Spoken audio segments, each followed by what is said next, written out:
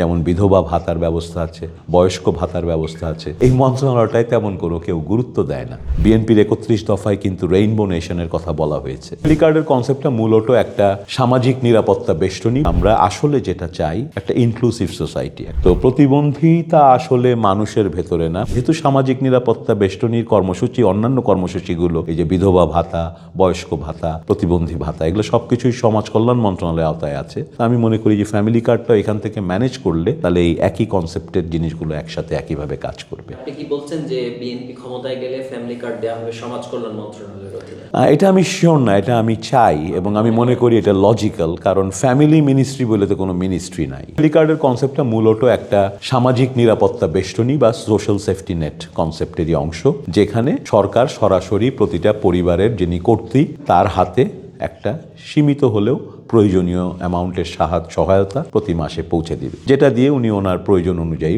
সংসারে কাজগুলোতে ব্যবহার করতে পারবেন। তা আমি মনে করি যে এই সোশ্যাল সেফটি নেট বা সামাজিক নিরাপত্তা বেষ্টনীর যে কনসেপ্ট, সেখানে ফ্যামিলি কার্ড যেমন ভূমিকা রাখবে, এমনকি বাংলাদেশে ইতিমধ্যে আরও কয়েকটি আছে যেগুলো সঠিকভাবে ব্যবহার হয়তো হচ্ছে না, যেমন বিধবা ভাতার ব্যবস্থা আছে, বয়স্ক ভাতার ব্যবস্থা আছে। এই সবগুলোকেই সুন্দরভাবে যদি দুর্নীতিমুক্তভাবে মানুষের কাছে পৌঁছে দেওয়া যায়, এটা আমার মনে হয় যে আমাদের যে 1/3 জনগোষ্ঠী যারা দারিদ্র্য সীমার আশেপাশে জীবনযাপন করেন তাদের জন্য বড় ধরনের একটা সহায়তা হতে পারে। এবং সবচেয়ে বড় কথা কি, এই মানুষগুলোর কাছে সহায়তা গেলে আপনার সমাজে আজকে আমরা যে অস্থিরতা দেখি, সমাজে মানুষের মধ্যে যে অনিশ্চয়তা দেখি, সেগুলো কিন্তু অনেকটাই কমে আসবে। তো আমি মনে করি এটা অত্যন্ত ভালো একটা কর্মসূচি। তো আমার মূল কনসেপ্টটা হচ্ছে আমাদের একটা মন্ত্রণালয় আছে, সমাজ কল্যাণ মন্ত্রণালয়।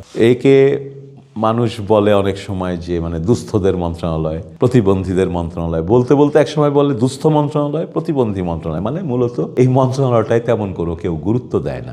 অথচ কনসেপচুয়ালি এবং বাজেটারি দিক থেকে চিন্তা করলে সমাজ কল্যাণ মন্ত্রণালয়ের আওতায় এই social safety net programme, inclusive Bangladesh গড়ার চেষ্টা, এই সমস্ত কর্মসূচিকে এক জায়গায় এনে আমাদের যে পিছিয়ে পড়া যত রকম জনগোষ্ঠী আছে তাদেরকে কিন্তু এই সুবিধাগুলোর আওতায় এনে সমাজের সার্বিক অবস্থার মান বাড়ানো যায়। এবং আমি সেটাই আশা করি। আমাদের বিএনপির 31 দফায় কিন্তু রেইনবো নেশনের কথা বলা হয়েছে, যেটাও মূলত সেই ইনক্লুসিভ সোসাইটির একটা কনসেপ্ট, যে নানা মতের, নানা পথের, নানা এবিলিটির মানুষ এই রেইনবোর মতো করে একই সমাজে পাশাপাশি একসঙ্গে থাকবে। আমার গত প্রায় 20-25 বছরের মতো হচ্ছে প্রতিবন্ধী শিশুদের নিয়ে আমি কাজ শুরু করি, প্রতিবন্ধী মানুষদের নিয়ে কাজ করি। তো এই কাজগুলো করতে গিয়ে আমি নিজে অনেক কিছু শিখেছি। যেমন এই প্রতিবন্ধী মানুষদের কাজ করতে গিয়ে তারা তো একটা গ্রুপ যারা বিভিন্নভাবে বঞ্চিত হচ্ছেন, পিছিয়ে পড়ছেন।